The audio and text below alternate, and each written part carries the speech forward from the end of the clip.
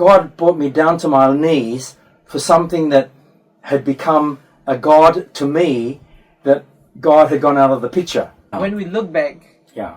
there's always a reason, right? Yes, yeah. There's always a reason why. But as a Christian, we understand that reason. Yeah. As a non-Christian, you never understand why. Yeah. But it helps to be a wake-up call. Yeah, it's really good. Like, thanks for enlightening me. What we need to understand is that you need to set an example of where you are in your Christian life and use that to try and help people, not try and be a pastor and say, well, I'm as good as a pastor, so, you're trying to set that example, but you're being a hypocrite, right, and not being that example.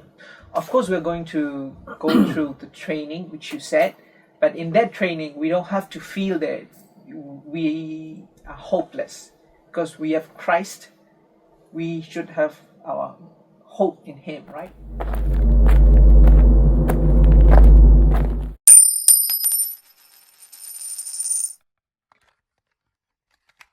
Well, apart from this stupid leaking fish tank, yes.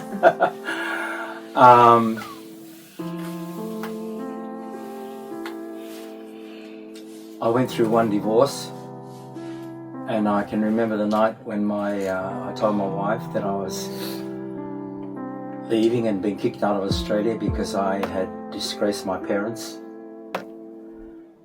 And she said to me, Hudson,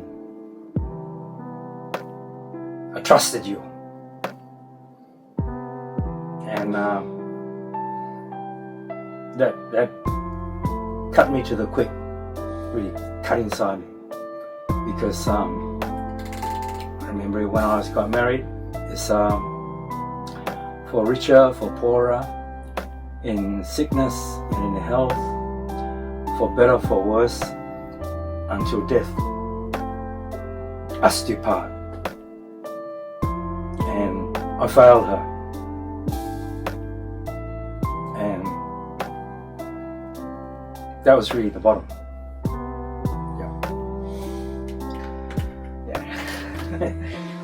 Yeah, thank you for sharing. Yeah. And like, how did you overcome that situation? Like, do you want to share? Or? Well, you took 2 years. Actually, 3 years. 3 years, okay. I took 10 years. 10 years. I went to Australia. I went from Australia to Hong Kong. I made a lot of money in the first year. Back in 1989, I was already earning over $1 million Hong Kong dollars a year, which is still a lot of money. At that time, it's a lot of money. And even now, when you quote it now, it's really a lot of money. But I wasted it. And when I look back, I think, where did it all go? I can't even remember where it went, because those 10 years just wasted. But then I ended up in Thailand, and in Thailand, that's a very Buddhist country, and it made me wake up, because I saw a lot of things that as an Australian I never saw. People begging on the street, not having any clothes to wear, but they're still a very religious people, and it made me wake up to the fact, something was wrong in my life. And so, because I would spend 1 week in Thailand, then I'd spend a week back in Hong Kong, and so back in Hong Kong, then the Lord spoke to me and said, Hudson, you need to get back into a church. And so I joined a church in Chim Sa Choi, Nathan Road, church called St. Andrews. And I met some people there, and they helped me through just to get me back spiritually. And then after about a year, then the pastor started to trust me. And they said, Hudson, we'd like to lead you to call to worship. And because at that time, even in that time, I joined the choir. So, in that choir, people sort of said, oh, Hudson's becoming a changed person. So I did the call to worship, and then after the call to worship for the main service, and I also did Sunday school, and I helped the youth fellowship. And so in that time, it helped to change my life. And then because I still had my family in Australia, because my wife in Australia, I had 3 kids there, and I used to come to visit the kids there. And I came back to the church, that I left the church because I disgraced that church by being divorcing, and that's why my father kicked me out of Australia. And so then I came back, and people that I had brought up in the Sunday school in St Andrews in Hong Kong had emigrated, and they were in the church in Sydney. And so I thought, I could see the blessing of the Lord in that way, and so it just helped me. And then my company decided we would expand into Asia. So we opened an office in Cambodia, Vietnam, and Thailand. And so that's when I met my wife, and that was 2008. I said 15 years ago, 16 years ago. And so things sort of grew up from there, So the Lord has been blessing me through all this time that I've been a disgrace to Him. So, yeah, you're saying that you gradually got better after you joined the community. Yeah. It didn't just happen in 2 years, Melvin. Yeah. Over a long time. I can kind of relate to it now, because when I was in Myanmar, I was just a normal churchgoer. I went to church Sunday and never really talked with any other Christians. Came home, I pray maybe 10 to 15 minutes every day, and that's it. And after I got here, I got to meet with amazing people from the church, and maybe not just on Sunday, maybe 2 or 3 times a week. And I was involved in some of the projects, and yeah. So, do you think that Christian community is needed, especially for those who are suffering? Because I can understand that as I was in Myanmar, I was going through all those things, and I don't want to be in the community. I just want to be left alone. I just want to be isolated, think about some stuff and everything. But after I got here, still I kind of got better, because I got to talk with many people and everyone. So what do you think about the Christian community? The New Testament in the after the Gospels states that it's fundamental that you need to be in a community to help you to grow. Without the community spirit, you won't grow. You need to have other people like-minded to help you grow, whether it's in fellowship, whether it's in communion, whether it's in friendship.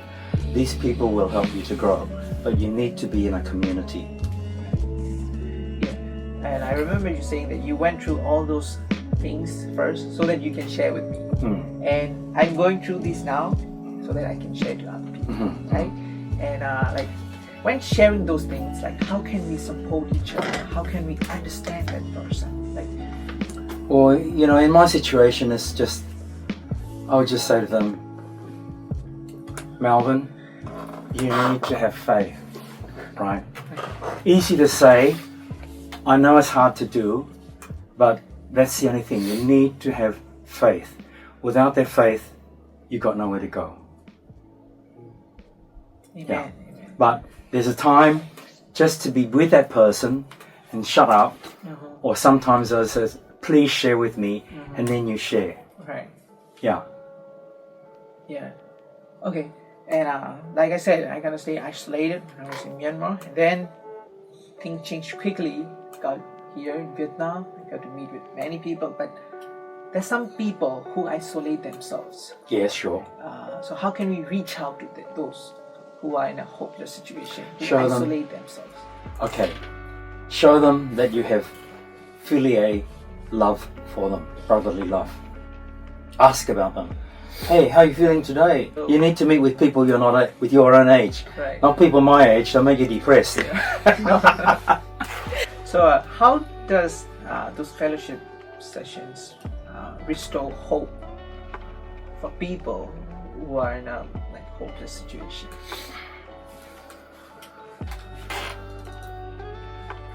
As long as you show that person that you love them in a way that Jesus tells us to love them, then that's all you can do. When we talk about loving a person, it's not like LBG love. It's actually brotherly love. That I care for you. I'm interested in your welfare. I want to help you if you're willing to let me help you. That sort of thing. Right. Right.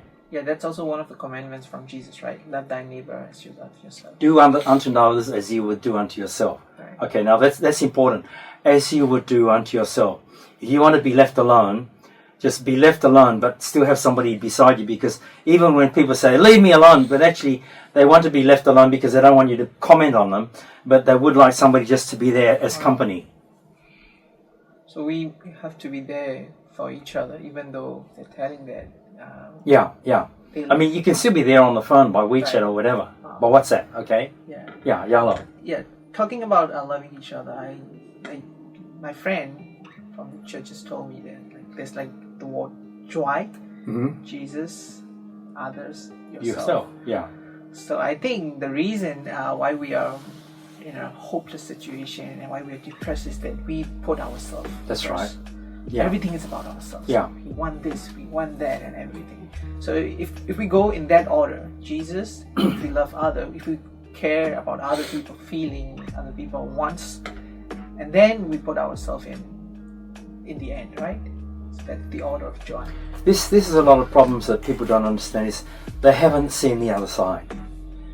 And when I came out of Australia, I thought I knew everything.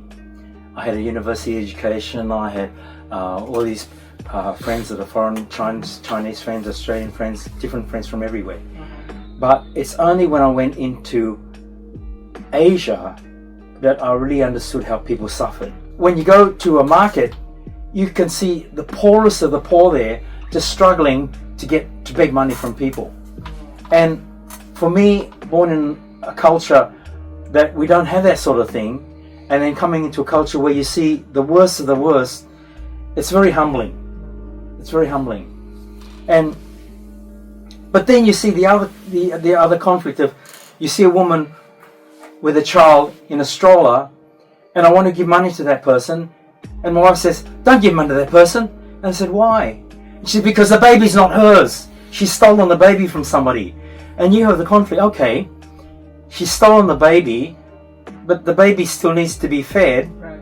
Should I or shouldn't I? Right. You know, it's a conflict. Right. And it's something that we don't see in a Western country, but something that we see in Asia, that we see is, should we or shouldn't we? And so God looks at us and he said, okay, you make the decision because you give it out of your heart, not because it's out of your, I want to show people that I'm good. Right? Right. Yeah, you see it out of their need, not out of you want other people, you want to show off to other people. Right. Yeah. So we talked about like how we can overcome this situation, like for instance, reading the Bible to get to know more about God. And this is all just a training. And another thing is we have to put put Jesus first, and then others, and then yourself comes first. So comes last. And how about, like, are there any practical ways to overcome this hopeless situation for a believer, of course? For a believer, you need to get into the company of other believers and say, I need somebody to talk to. Or if you don't want to talk, just need somebody to sit with me. Okay. Yeah. You need to have company. If you want to speak to God alone, and you're in a position that you can speak to God alone, and you have that relationship with God that you can do that, then for sure. But if you're not a strong Christian, then you need to have company to share with, so that that company can help you along. You cannot do it alone. Right. So, talking about company, I have a question. So, what do you think about like therapy session, counseling session? Or can a believer go to the counseling session as well as reading the Bible? Sure, why not? God provides different people with talents. Whether they are Christian or not, they still have something to say, and the Holy Spirit will speak to you to say whether that person is talking to you common sense or nonsense. Right? Yeah. It's just part of our living in this world is we need to communicate with other people. Whether they're Christians or non-Christians is irrelevant. Right. We need to live in this world and be an example. Right. And so, okay, if you need to go to speak to a consultant or to a, what do you call that name again? I can't remember. Counselor? Yeah. Then the thing is that they're there to help you to get through a problem in life, but the counselor will tell you in a way that they see it and they're trained to see it. Okay. Now, the Bible gives us training, so we look at it from a similar point of view, but from a godly point of view. They look at it from a professional point of view, so there's no heart and soul. The difference is they'll do it to you as a professional expertise. A Christian would do it to you as a heart and soul. Yeah, for me, I was just reading the Bible yesterday, and I was reading Genesis, and you know, the Egyptian slave, Yes. Sarah, Hagar. Hagar. Yeah, Hagar was really sad. And it was, she was in a desert or Yeah, she'd been kicked out of the house Yeah. by Sarah, yes. And God showed up to him, and she said, "The God who sees me. I have seen the God who sees me." So that means that even in our sufferings, God sees us, right? God sees us. He's not letting us alone. He sees us. That made me comforted. I see, it's just, I already quoted this passage before, Romans 8:28. All things work together for good to those that love God according to His purpose. Always. Yeah, like we discussed, we may not happen why things are happening now, but in the end, it's for the purpose of God. Amen. Okay, well, Melvin, I hope I've helped you in some way or another. A lot. Right. A lot. Yeah. Yeah. Now I know what I have to do. I have to read the Bible and focus on God again, and I have to live out my faith. I have to be an example for other people Yeah. too. And the reason why I'm suffering now is not the end. It's just a training. Yeah. It will make me stronger, Yeah. and I can be an example for other people too. Oh, just in reading the Bible, understand the context that was written in, because that's very important. Right. Yeah. Thank you so much, Jay. Right. Yeah.